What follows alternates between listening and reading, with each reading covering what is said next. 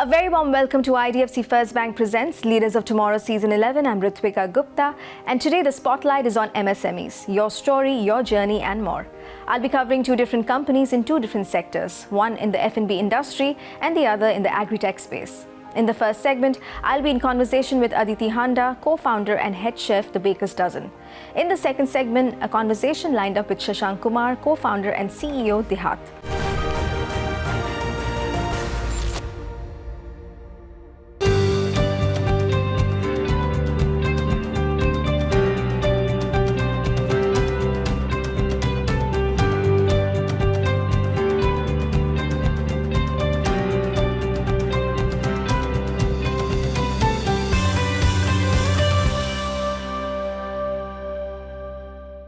Aditi, thank you so much for joining us today.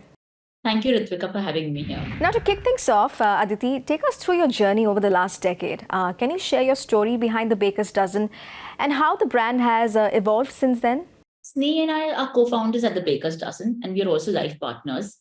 We right from day one bonded over our love for entrepreneurship. We always wanted to make a company that not only made a solid product, but where the value system that we hold ourselves to also trickles down in the entire team. In 2012, we started The Baker's Dozen with a very simple problem statement. India mein achhi bread nahi milti. To be able to make good bread, the first thing that we did was I went to New York to the International Culinary Center to learn how to bake bread. And later I went to the Cordon in Paris to train myself as a chef in patisserie. Our idea was very simple that let's make a solid product, a really good bread, and sell this pan-India.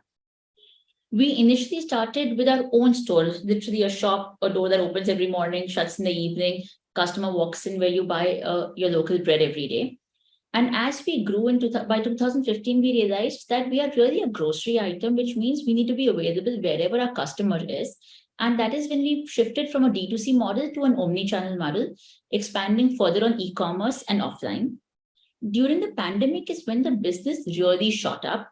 And we spread across about 30-35 cities on the basis of e-commerce, quick commerce, and our offline trade sales presence is about 2,000 touch points. We have always believed in developing talent from within. Our factory is in the middle of a village, which means all the people who work there come from local villages. They are kind of educated, but none of them come from a culinary background. But their dedication and love for their job is so high that without a doubt, I can say they are one of the best bakers in the country. They truly understand the science and the interaction that takes between water, salt, yeast, and flour to make a good sourdough. They understand the importance of creaming correctly to get a really good cake. They know how to make a cookie crunchy without using additives. This same work ethic is there in our sales team and in our ops team, where for them, come COVID, come a storm, come Ganpati, come what may, they will always put customer experience and customer service on the top. And truly, I think that's what really humbles up, saying that, okay, we set out for a dream about 10 years ago and we are on it and we're achieving it. So The Baker's Dozen has grown to become a popular artisanal bakery brand in 33 cities across India. Aditi, what strategies do you think have played a key role in this widespread success and reach? I think right from day one, we've been extremely lucky to get a lot of customer love. There's always been people who love our product and keep coming back to us for that. And the way we look at serving our customer is by doing justice to the product, which means make an authentic product, make it using the most authentic techniques, add a lot of good ingredients in it, and add a lot of abundance of quality in that. So I think that is something that is the foundation of the brand.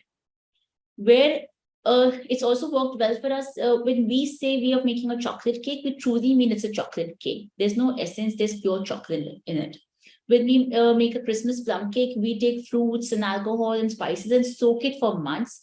And only once there's enough flavor that's in the mixture itself, it goes in the market. And I think a customer is able to pick up on this quality very quickly. The fact that we centrally manufacture a handmade product and sell pan-India, to me, is the game changer why we've been able to get a scale with a handmade product. Okay.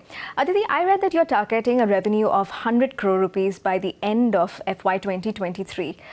Could you discuss some of the growth strategies and innovations that are in place to achieve the same? In 2012-13, we started as a bread company, but in the past few years, we've really added a lot of other product ranges to our portfolio with the cakes, cookies, crackers, and the recently launched rusks. We've launched rusks about 4 months ago, and these are doing extremely well. On the back of these adjacent categories is where we think we are going to hit our 100 crore mark. Having said that, I think what's also very clear in the team ethos is that whilst we want to get to 100 crores, we also need to profitably get there. That means we don't want to be using discounting as strategies. We don't want sales at any growth. We want sustainable, profitable, solid growth to get to our 100 crore mark. Second thing that's going to help us get there is our national partnerships with Reliance, DeMart, and more, because that's going to really help us expand our offline portfolio. Now, expansion to international markets is often a pivotal step for MSME businesses. Tell me what considerations and preparations are in place, for taking the baker's dozen beyond India's borders, considering you already have a presence in Dubai. So our presence in Dubai actually came through an opportunistic inquiry from a local vendor over there. We've been retailing in Dubai for about a year and a half. And although that's going on the side, I think as a company where we are very focused, there is plenty to do in our own country. And I don't think as Bakers Dozen, we've even started scratching the surface. So whereas the international market is a pilot that's happening alongside, what we really want to concentrate in the next 2 years is building a bigger brand in India, getting to a bigger distribution network in India. Given your extensive experience in the F&B industry, Aditi, tell me what are some of the trends and changes you've observed in the Indian F&B scene, and how has the Baker's Dozen adapted to stay relevant in this dynamic market? I think what's happened over a period of time, especially post-COVID, is there's a very big desire for customers not only wanting a great tasting product, but they want it hygienically made. They want it authentically made. They want good quality ingredients in it. They not only demand the brand makes a good quality product, but they want the brand values to be intact.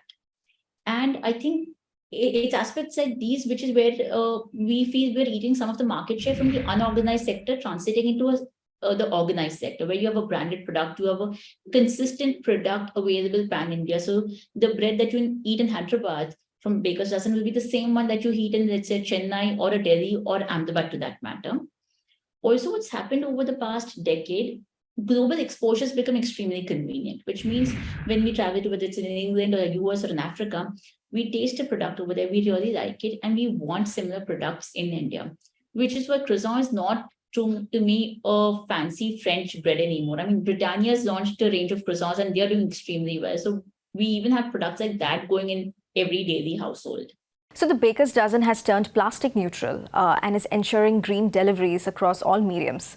The brand is also looking at offsetting 1,000 tons of its carbon footprint. Aditi, can you elaborate more on this? So I think what happened sometime last year is we said, okay, listen, we are really happy with the company. We make a good product. We have a good value system. But what are we truly doing about the environment? I think it's not a matter of debate anymore that we as individuals and as a company are taking away more from the environment rather than giving back. And this is when we said, let's have another facet to our personality. Let us identify what is our carbon footprint as a company across the country. Whilst we were doing this activity, we realized that we are going to pick up 2 projects for this financial year. One is to be plastic neutral. That means we will recycle as much plastic as we use. Second is to have green deliveries. That means we will offset the entire carbon footprint for our supply chain. This is something that makes us really feel good that we are truly a value-driven company. We are giving back to the environment. To me, the best thing that's come out of doing this activity in the past year or so, there are enough people in the company and our vendors who are talking about that, listen, this is the material I deliver to you. If I delivered it in a slightly different way, or if I used different packaging, we could reuse it, which means we will not only save on cost, but we will impact the environmental lesser. And I think this bit that's happening in the company now, where being environmentally sustainable is getting into the DNA of every employee at the Baker's Dozen, that is where you feel we are really truly on the right path. And this is happening all within the first year of us wanting to talk about environmental sustainability. That's excellent. Finally, Aditi, before I let you go, tell me what advice would you have for aspiring entrepreneurs looking to venture into the food and bakery business, especially in terms of achieving sustainable growth and maintaining product quality? I think this is true for anyone who wants to do any business. Today there's never been a dearth of ideas, but today funds are easily available for someone to say, listen, I have a dream, and can someone fund that dream to make into a business? what we need to concentrate on is always come up with a very solid product. Never compromise on the quality of what your product is. Second is always listen to a customer. Everything's so digital these days that people prefer seeing Excels and data points rather than actually just going and talking to a consumer, and the consumer is going to give you all the insight that you need. Third is don't get into this rhythm of fast growth at any cost. We must be profitable. I mean, that was the whole point of doing a business, right? So make a great quality product, listen to your consumer, and grow profitably. If you can do that, you're on the right track. It's only a matter of time until you achieve success, which will be so. Don't expect it to don't expect to have it overnight. It will take some time for you to get there, but it's on the right foundation. Wonderful. It was lovely chatting with you, Aditi. Thank you so much for joining us today. Thank you, Ritwika. Now, before slipping into a short break, we are excited to announce the return of the Leaders of Tomorrow Awards this year, and nominations for this are now open. The theme this year is Innovate to Elevate. So if you think you've been pushing boundaries and exploring new horizons, please do apply, nominate yourself or your organization on leadersoftomorrow.co.in. On that note, we'll take a quick break here. Back in just a moment. Stay tuned.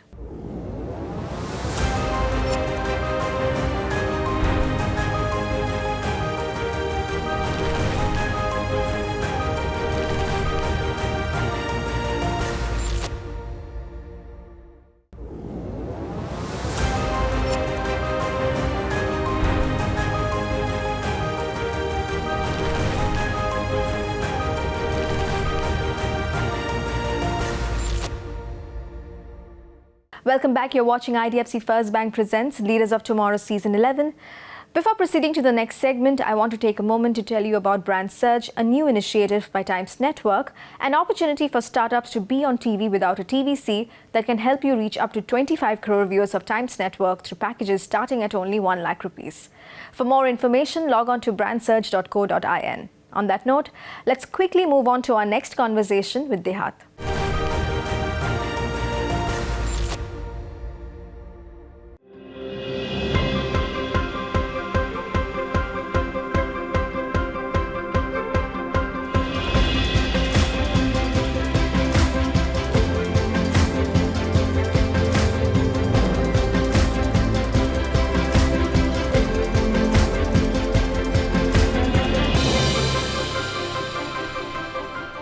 Shashank, good to have you on the show today. Welcome. Hi, Ritwika. Thanks for having me. So let's start by talking about some of the key challenges and opportunities that currently define India's dynamic agricultural sector. Can you shed some light on this, Shashank? Sure. So, as we all know, that agri is very important sector, for the overall economy of India, considering it has its contribution of almost 14% of the total GDP. So the good part is that that overall the market size is huge. And again, food or agriculture, it has been into its existence since ages. So, but yes, over the years, the few of the challenges basically the sector has been experiencing. I think one is the small landholding, considering almost 85% Indian farmers are small, where the average landholding is just 1 to 2 hectare, very fragmented land parcel, and hence at an individual farmer level, they can't build economy of scale. And they end up with incurring high cost of cultivation while buying agri input, while basically borrowing money, or while reaching out for best insurance solution. And at the same time, in fact, again they are not in a position to reach out to the best possible market because the overall the volume of the produce is low. So one is obviously the small land holding.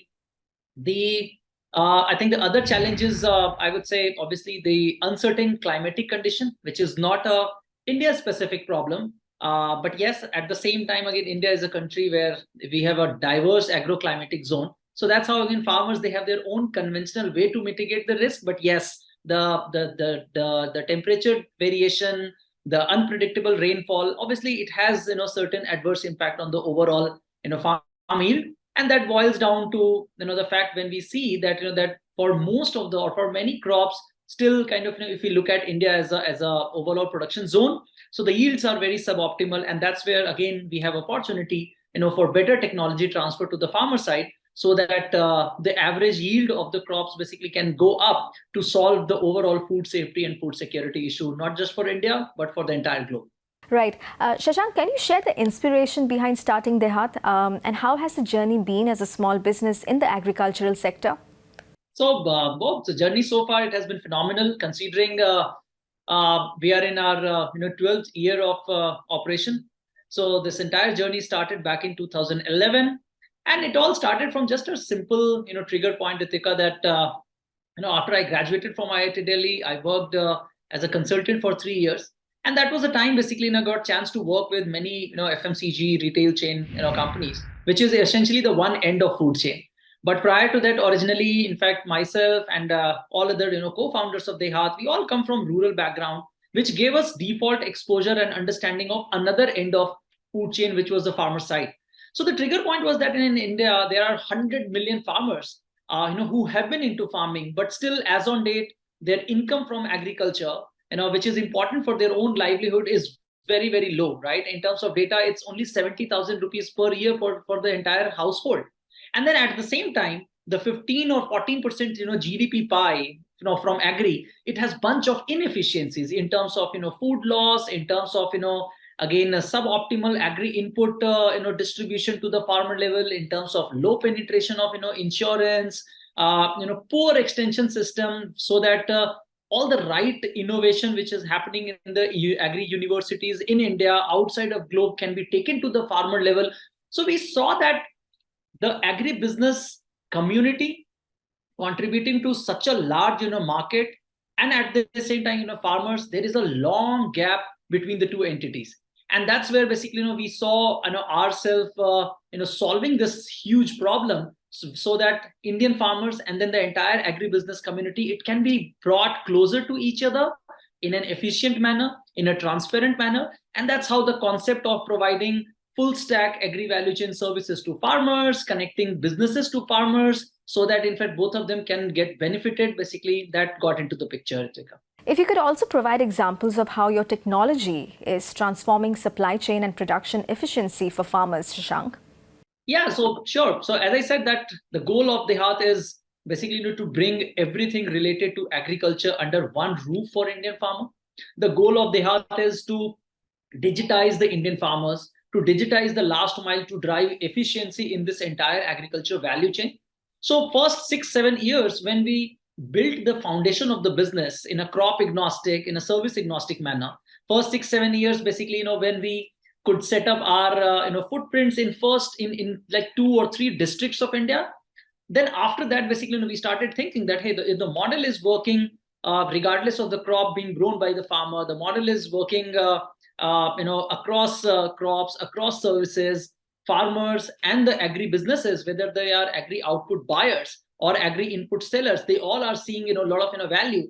So then the next obvious question for us was scalability, and then we found that it's not possible without technology. And then basically we learned that technology is going to be a very very strong enabler, or maybe a scaler kind of or a leveler for the entire DeHaat execution. Now you also have this other initiative, DeHaat Honest Farms. Tell me, how does that work, the collaborative approach, with over 1 million farmers across India? How does it help address the challenges they face? And what specific initiatives, are in place to provide high quality inputs and favorable market linkages, to ensure the well-being of these farmers? Well, DeHaat Honest Farm is a very very new initiative within DeHaat. It's our kind of again, it's one of our multiple dream projects. As you know that that our core business of DeHaat is B2B, when we aggregate various farm produce and then we supply to the world of Adani or Unilever or Cargill or Amazon for that matter. So this is something which is the core of the DeHaat output operation. In a similar way, as you know, that agri input we source in bulk from the companies like Bayer or Syngenta or IFCO, and then we supply to farmer at a right time, right price, and right quality. But at the same time, in fact, the way how the volume has been growing, the way how kind of let's say the more and more crops we are adding on the platform, we started thinking about demand diversification. So that means, in fact, instead of let's say being dependent upon a certain channel, how we can strengthen ourselves for a farmer.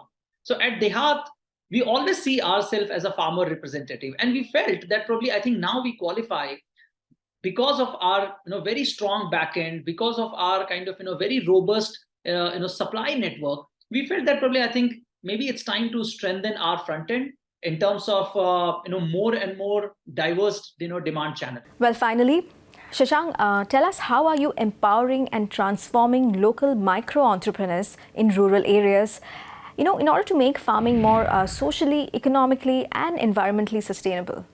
Well, so we have so one of our DeHaat values is farmers first. So every single decision making is all it always revolves around this piece. And over the years, DeHaat evolved as a full stack platform. So we always think about 360-degree solution of any single problem. But yes, this model, it ensures one kind of let's say the overall win situation for the farmer, because when they buy input, they save some cost. When they get customized advisory, that helps them to maximize their yield. When they sell the produce, they experience better price at fair weighing and payment terms. So it's a better economic sort of there is a very, very clear monetary and economic benefit for the farmer. The micro entrepreneurs who are managing kind of the last mile in the catchment area of 3 to 5 kilometer, those local micro entrepreneurs, they become a local change maker, where DeHaat kind of handholds them. Their entire backend, whether it's logistic, whether it's supply chain, whether it's technology, that's all managed and sort of controlled by DeHaat, so that these micro entrepreneurs basically they get a great institutional support to make sustainable income on month basis. And that's a win situation for the micro entrepreneur. As an organization, we also feel ourselves responsible for the environment. Why? Because farmers exist because of the farm, because of the soil. So the entire crop advisory module of DeHaat, that's based on the principle of precision agriculture, climate resilient agriculture, sustainable agriculture practices. So farmers, they don't even realize while following our practices, because they're more concerned about their economic gain, but slowly, steadily, in a very tactical manner, in fact, they also experience a lot of environmental benefits when they realize that, hey, so my soil fertility is getting better. I'm basically following a practice which is talking about sort of optimizing the groundwater irrigation, all the agri inputs recommendation from DeHaat and being sold by DeHaat centers are environment friendly agri inputs. So that's how we take care of environment as well, which is not just important, or which is not just important as a sort of corporate social responsibility, but actually it's part of our main ethos. Well, it was great chatting with you, Shashank. Thank you so much for joining us. Thank you. Thanks for your time. With that, it's a wrap on this episode of IDFC First Bank Presents Leaders of Tomorrow Season 11. We hope you enjoyed the conversations. Thank you for watching. Goodbye.